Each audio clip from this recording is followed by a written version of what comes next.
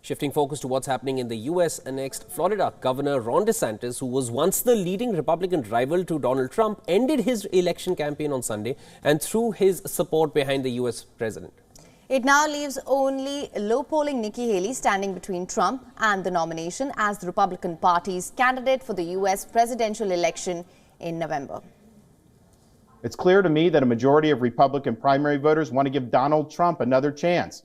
They watch his presidency get stymied by relentless resistance, and they see Democrats using lawfare this day to attack him. Well, I've had disagreements with Donald Trump, such as on the coronavirus pandemic and his elevation of Anthony Fauci. Trump is superior to the current incumbent, Joe Biden. That is clear.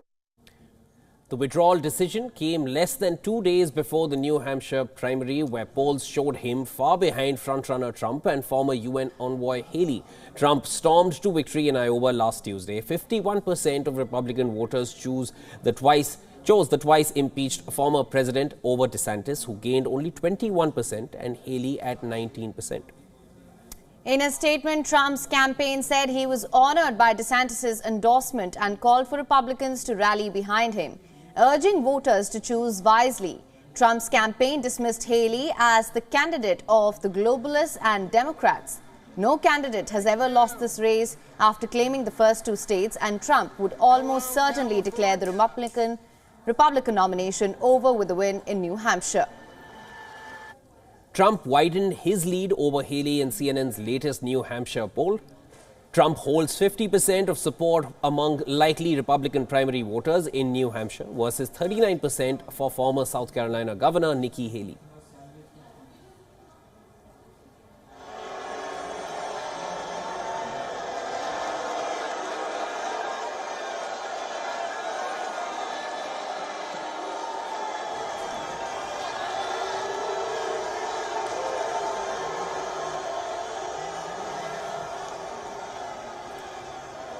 Who is this? Is he a friend? You can get him out. And with that, of course, effectively, it's only Nikki Haley and Trump in the race for the Republican nomination. And as we mentioned, after the first two states, if you've secured and cemented your position there, it's almost unlikely that that's going to change. Ron DeSantis has backed off and he's behind the former president now. This comes down to, what do you want? Do you want more of the same, or do you want something new? Do you want to go back to a country where they decide who's a good person, who's a bad person, who's the right person, who's the wrong person?